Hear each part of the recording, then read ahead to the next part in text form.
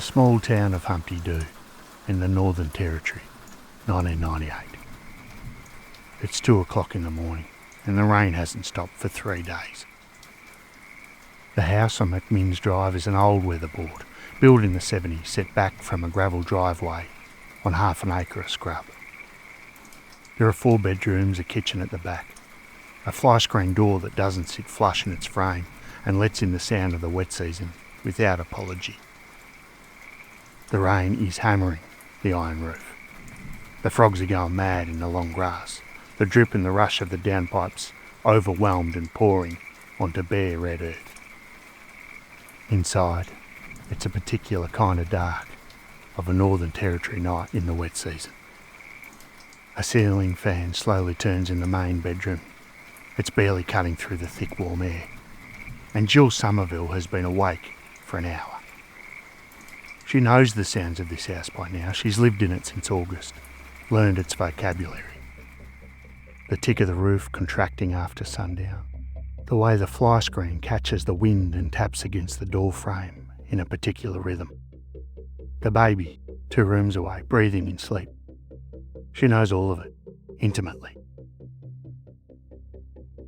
But this noise that's keeping her awake is something else, something new.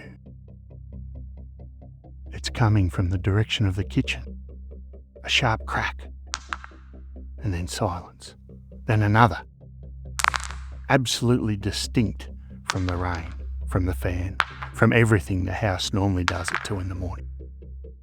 Like something small and hard striking a surface. Almost like something falling from above. She lies still, listening.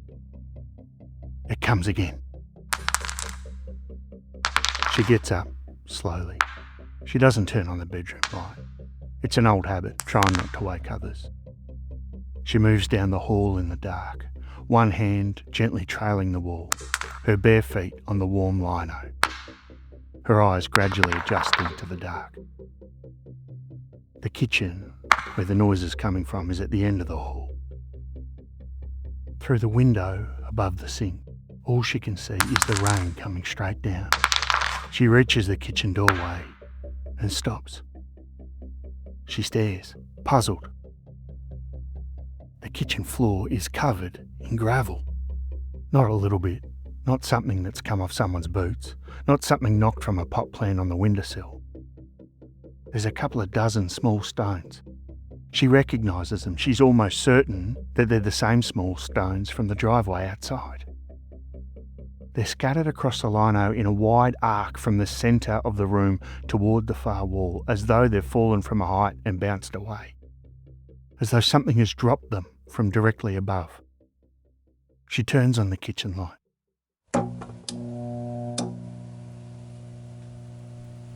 The fluorescent tube blinks and steadies.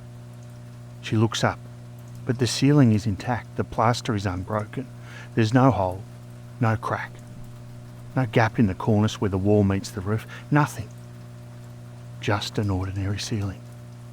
Slightly water-stained at one corner from an old leak, but looking exactly as it has looked since August. She stares back down at the floor and notices that the stones are dry. Outside, the rain has been coming down in sheets, has done for days, and yet these stones are all bone dry.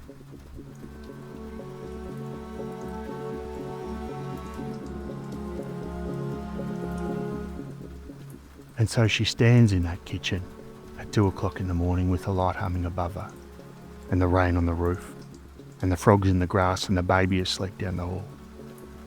And she looks at those stones on the floor and she remembers the noise that she's been hearing for the last hour. And she doesn't have an explanation. She's a practical person, and she'll continue to look for one. She'll look for days, weeks, years. But at this point, what she doesn't know, what no one in that house knows, is that this is only the beginning.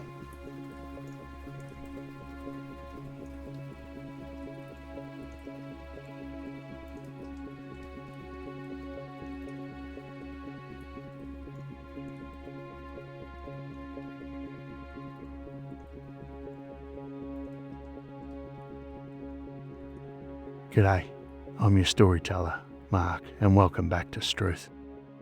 On today's episode we travel to the top end, Australia's Northern Territory, and analyse one of the most famous poltergeist cases this country's ever seen. You could have heard the episode a week ago, mind you, if you're a member of Struth Premium, if that's something that you're interested in. Early release episodes without any ads, and also a bonus episode each week. Click the link in the description that accompanies this episode. But anyway, enough of that waffle, back to the story.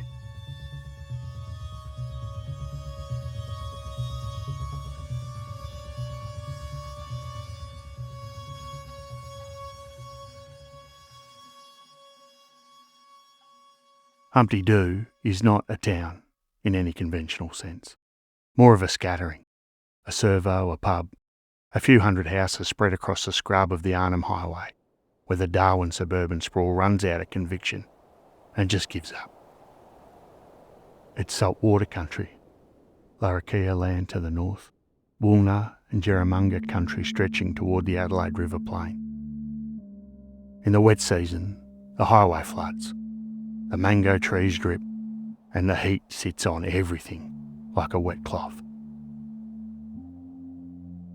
The house on McMinns Drive had been built in 1972 by a Greek-Australian builder named Stavros Kanaris. He'd been evicted from it by the bank in 1992, and when reporters found him in April 1998 and asked if he had any explanation for what was happening inside his old home, he said, without apparent irony, that his energy was still there, still angry. In August 1997, 3 tenants moved in. Jill Somerville, her partner Dave Clark, and a friend they called Murph. They reported nothing unusual at first. The house was hot, the scrub was loud with insects at night, but nothing moved that wasn't supposed to. And then, in January 1998, 2 more adults arrived. Andrew Agius and his partner, Kirsty, along with their 11-month-old daughter, Jasmine. And that same month, tragedy struck this small group of mates.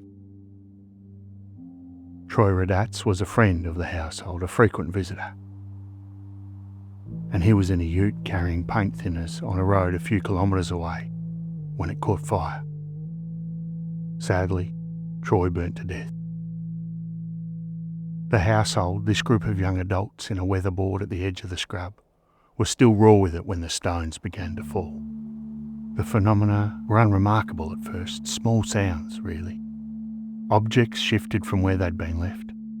The kind of thing you'd explain away as heat expansion, as someone else moving things and then just forgetting that they'd done it. Perhaps as a bad night's sleep making you careless, and your brain a little bit foggy. It was nothing that couldn't, with a little bit of effort, be rationalised. But then sometime in late January that rationalisation got a little harder.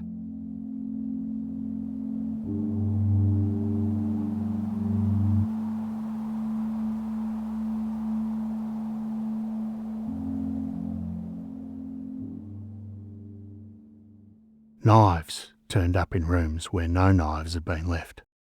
A kitchen knife found standing upright in the hallway carpet. A skinning knife discovered on a bedroom windowsill facing the glass. No one had put them there. And remember, they'd just lost a close friend in a horrific manner. This wasn't the time for pranks. The gravel too continued to fall. The small stones from the driveway, they knew them by sight, by the particular reddish dust that clung to them. They were appearing on the kitchen floor, on bedroom floors, occasionally on the top of furniture. Sometimes just a few, sometimes dozens. And they were always bone dry. Andrew began sweeping them up each morning like a regular chore that had to be done. And by the afternoon, there'd be more. And then the messages started to appear. They found the first one on the kitchen floor one morning in late February. Gravel stones arranged with a deliberateness that stopped Andrew mid-step. Letters, uneven, childlike but unmistakable. It was a word. Troy. They stood around it without speaking for a long moment. Troy Radatz had been dead for less than 6 weeks. More messages followed over the coming days, picked out in the driveway stones on the kitchen lino. Occasionally in Scrabble tiles from a set no one could remember anyone playing. Fire, one read. Skin. Car. Help. The investigators who would later examine the case noted, not particularly challengingly, that fire, skin and car all carried plausible reference to the way Troy had died. Burning in a vehicle carrying paint thinners. Whether that connection was meaningful, or whether grieving people in a frightened household were finding meaning in random arrangements, is not a question the record can easily answer. Kirsty soon noticed, and the others all confirmed, that the activity intensified in her presence. Not exclusively, the knives appeared regardless, the gravel fell when any of them were home, but the frequency climbed when Kirsty was in a room. Objects moved closer to her. Things fell in her direction. She became, in the household's private language for it, the one it wanted. The members of the household tried to understand it on their own terms first. They told themselves the heat did strange things to materials, that the territory wet, with its pressure and its damp, worked on an old house in ways that produced sounds and movements that seemed inexplicable but weren't. They moved furniture about to see if they could find anything. They checked for rats in the ceiling. They examined the roof thoroughly. They looked for holes in the plaster. They found nothing. They swept up that gravel and swept it up again and told each other there was a rational explanation waiting, just slightly out of reach, and that they would soon find it. But by March, they'd stopped telling each other that, and they decided it was time to call the priests.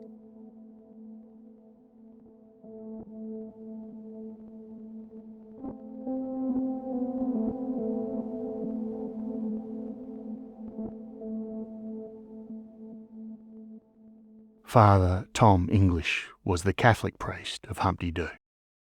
He was not a man given to dramatic statements. When the residents of McMinns Drive first came to him, he listened carefully, asked practical questions, and agreed to visit. In total, he came to the house on 4 separate occasions. On the first visit, as he crossed the threshold, a pistol cartridge fell at his feet. On the second, a medicine bottle flew out of an empty room as he stood in the hallway. On the third, he blessed the house with holy water and spoke the words of Catholic exorcism, and the house responded by shattering windows and hurling his Bible and crucifix against the wall. After his 4th visit, Father English agreed to an interview with ABC Radio Darwin. He did not reach for comfortable explanations. He said plainly what he had seen. A second priest came from St Mary's Cathedral in Darwin, Father Stephen. He was Indian-born with experience, he said, of similar infestations in his home country of India. He watched a knife appear to fall through the ceiling. He was not alarmed, he'd seen it before.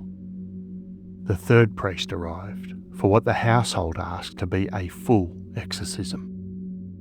He was Greek Orthodox. He's not named in any account that I could find in my research for this episode. He asked, apparently, for his anonymity.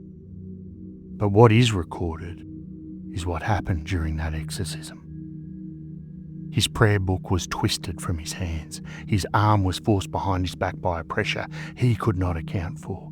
And when it was over, he described the entity to the household as, in his estimation, tougher than the average spook. 3 priests, 3 sets of training and experience that told them they were equipped for exactly this, and not one of them left that house with a simple explanation. And interestingly, no one, not the priests, the household, not the neighbours watching from the road, bothered to call the Northern Territory Police. This is worth noting, And we'll return to this fact because what happened next brought cameras, journalists, and national television to that driveway. And still, no officers' names appear in the record.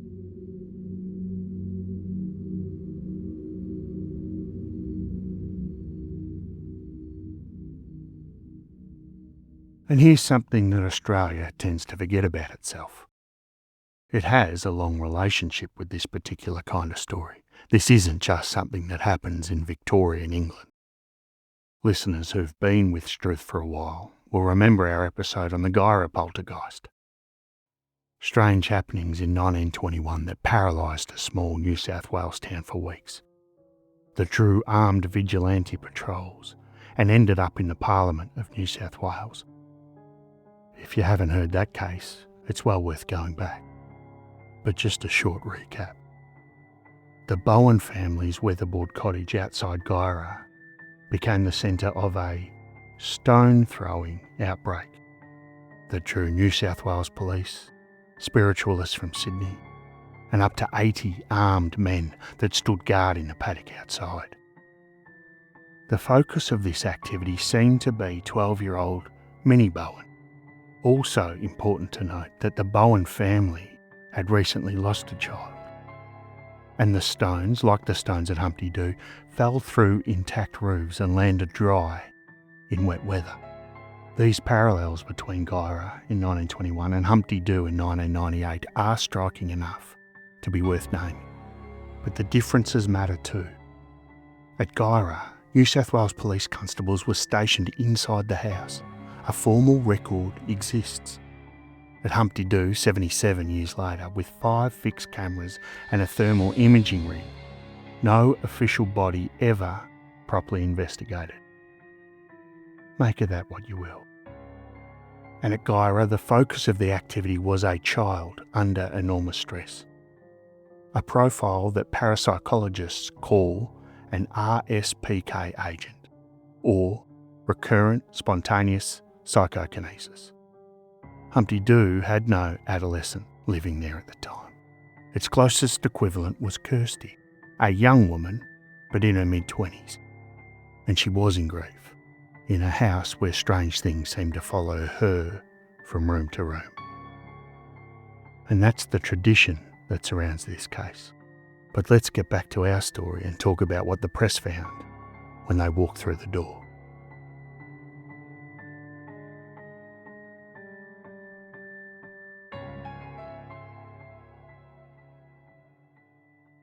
The story broke in the Litchfield Times on the 1st of April 1998. The date is not incidental, and several Sydney producers would later find it very useful. The editor of the Times, Jack Ellis, and 2 of his reporters visited McMinns Drive and witnessed what one investigator later described as an extended series of objects falling, appearing, and moving under conditions that the journalist could not readily explain. The paper ran stories across 4 consecutive weeks. They were local, modest. There was no national splash. Yet. But the NT News picked it up within days, and reporter Nikki Voss became the journalist whose account carries the most weight in the contemporary record. She and her cameraman visited the house, stood with their backs to the wall, and watched a beer mug fly through a small hole in a window pane.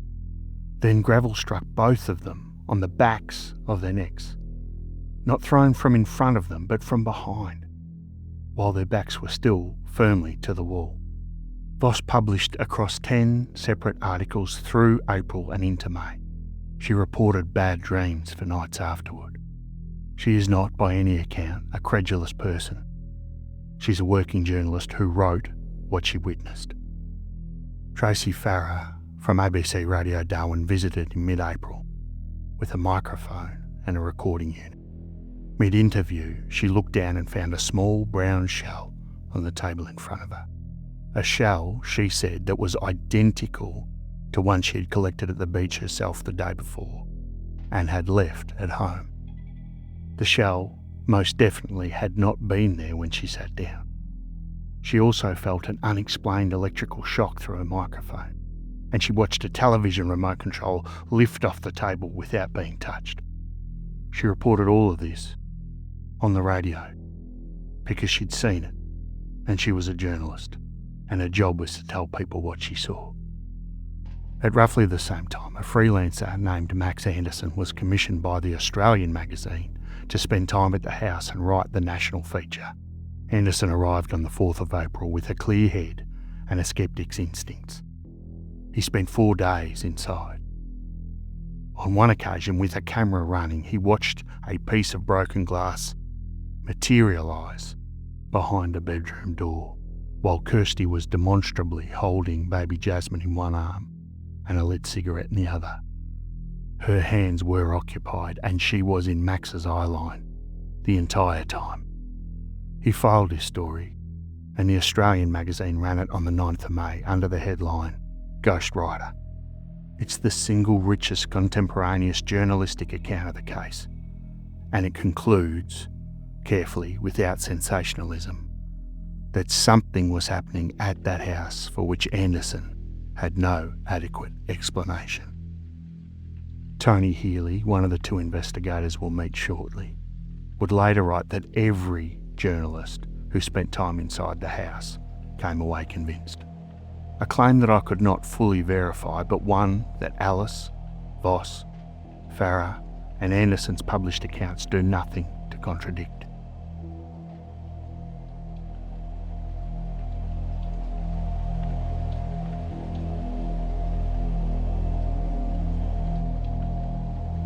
Channel 7's Today Tonight arrived at McMinns Drive in the second week of April. For listeners outside Australia, Today Tonight occupied the 6:30 time slot on weeknights, sandwiched between the news and the evening's entertainment. It was populist, it was fast, and it understood its audience intimately. Everyday Australians who wanted their stories told plainly and their outrage validated before dinner. There was weight loss scams and dodgy tradies, celebrity feuds, the occasional ghost. But it was not, by temperament or by design, a program that dwelled in ambiguity.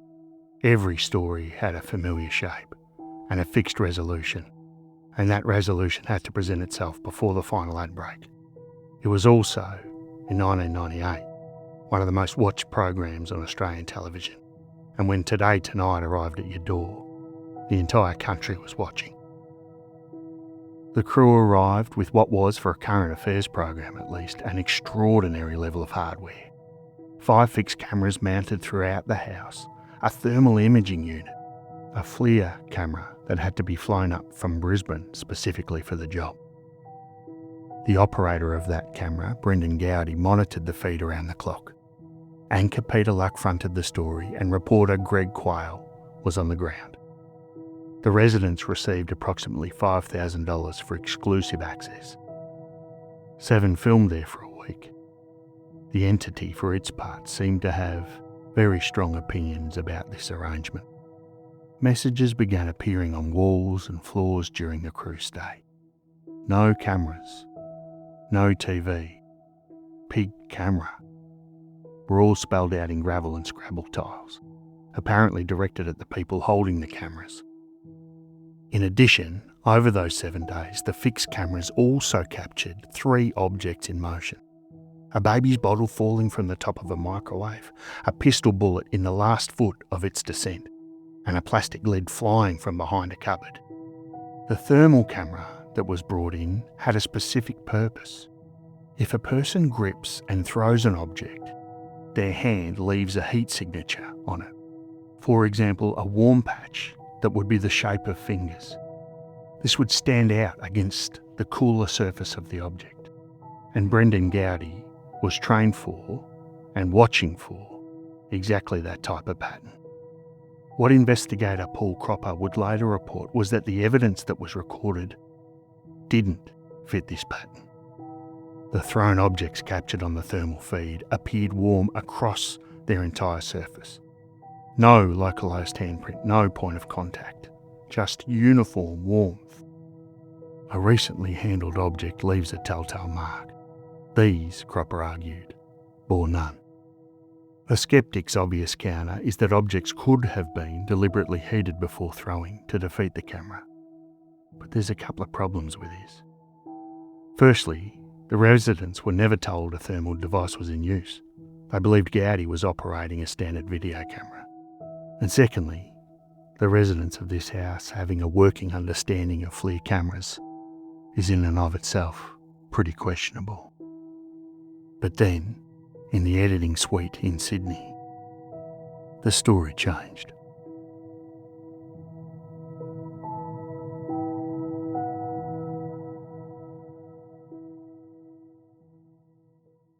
A producer reviewing footage identified what he read as a reflection.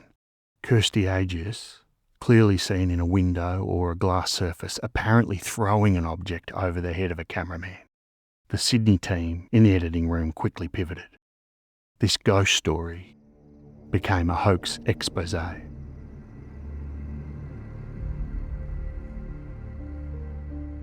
Peter Luck fronted a segment that told Australia that Today Tonight had caught the residents faking it and promised to return to Humpty Doo, hopefully for the last time.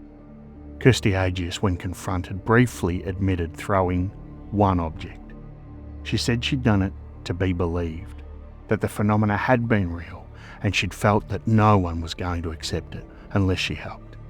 The next day, though, she retracted that admission and denied everything. Max Anderson, who was in the house during Seven's shoot, later wrote that Kirsty almost certainly did throw at least one object for the cameras. Paul Cropper, whose later investigation was the most systematic on record, concedes the same point. The partial hoax, in other words, is probably real. But Cropper's final position, and Anderson's, is that a partial hoax cannot explain the full record. Another theory, a ceiling fan theory, that objects were balanced on fans to fly out when switched on, also can't account for events occurring with the fans off, or for objects that fell in rooms where no fan was running, or for phenomena witnessed while Kirsty was demonstrably occupied. The $5,000 fee, offered as a motive for fabrication, was also trivial, and the gravel messages had been telling the cameras to leave for weeks. But Today Tonight's hoax segment did what current affair programs do. It closed the story, nice and neat, just in time for another episode of Home and Away. It didn't, however, solve this mystery.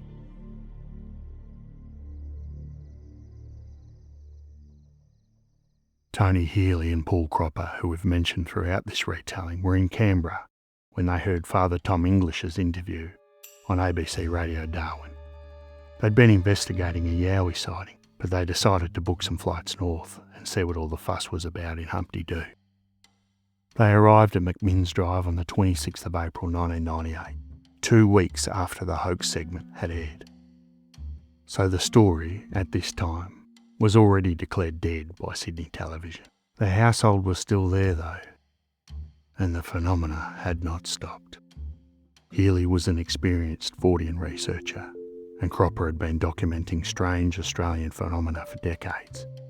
Together they would later publish Australian Poltergeist, a catalogue of 52 cases from 1845 to 2002, rating each case from 1 to 5 on evidential quality.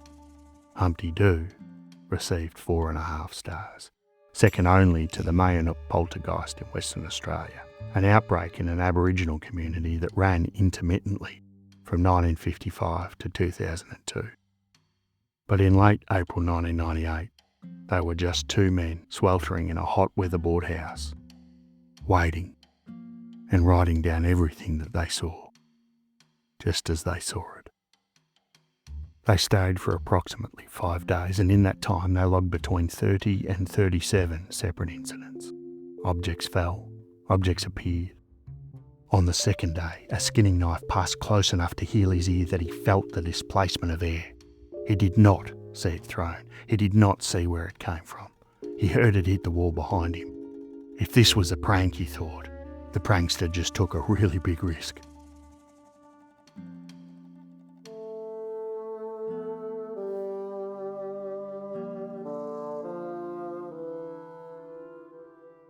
On another afternoon, Healy and Kirsty were sitting at the kitchen table.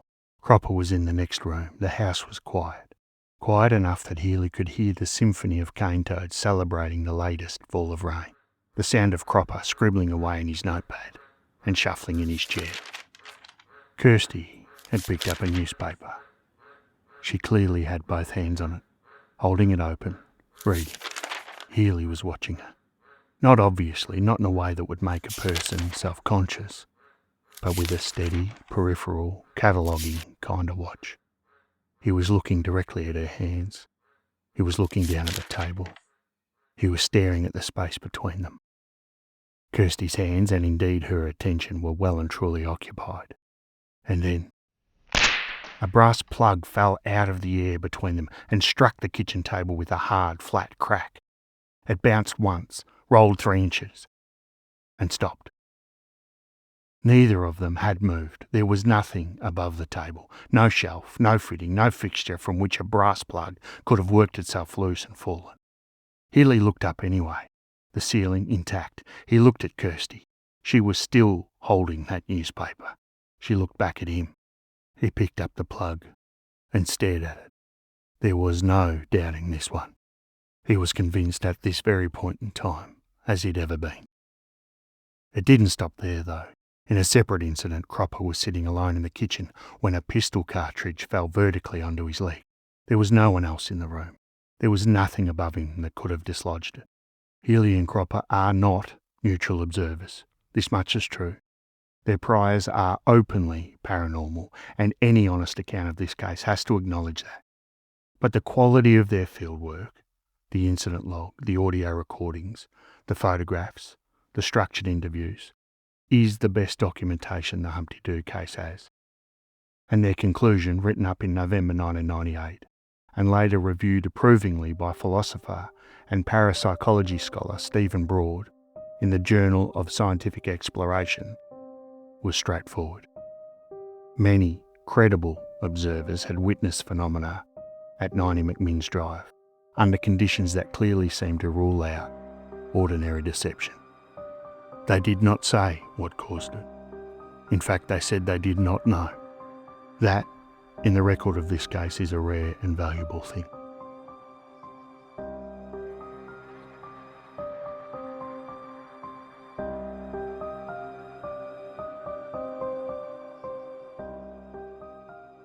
The tenants walked out in early May 1998. They didn't make an announcement. They didn't hold a press conference. They packed what they had, got in their cars, and drove away from 90 McMinns Drive. And that was the end of it. The phenomena, by all accounts, stopped when they left. The house sat empty for a while. The gravel on the driveway stayed precisely where it belonged. No Northern Territory police officer ever filed a report. No Australian university ever examined the site. The Australian skeptics, when Paul Cropper reportedly offered to present the case to their Sydney branch, declined. The thermal imaging footage was never independently analysed. The fixed camera recordings from Seven's week-long shoot were never released in full. The primary press record, Nikki Voss's 10 Northern Territory news articles, the Litchfield Times coverage, Tracy Farrar's ABC radio interviews, they all sit in microfilm collections in Darwin, effectively inaccessible to anyone who isn't standing in the Northern Territory Library. What does remain is the witness record. 3 priests, 6 journalists, 2 investigators, a thermal camera operator, a film crew who, by Healy's account, privately believed what they were filming even as their employer broadcast the opposite. Roughly 30 people in total who went to a house in the scrub outside Darwin and came back unable to fully explain what they'd seen. And one partial admission that a young woman in grief threw one object for a camera because she felt she wasn't going to be believed.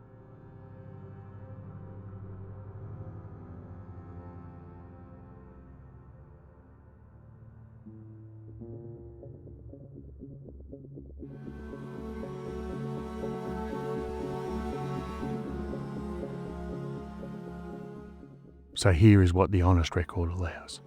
Something happened at 90 McMinns Drive over those months in 1998. Some of it was almost certainly staged, or at the very least exaggerated. or coloured by exhaustion and grief and the particular distortions that come from living in a house under siege. But some of it, probably, was not. And it's those bits that make you sit back and go, truth.